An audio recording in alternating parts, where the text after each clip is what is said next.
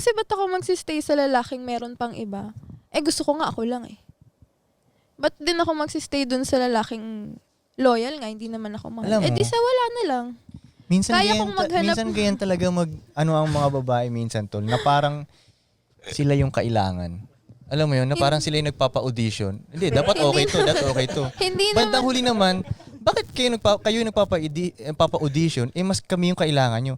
Magbukas nga lang ng tubig. Pwede pabukas. Di ba nagigess mo, hindi nila mabuksan yung tubig. Di ba nagigess mo?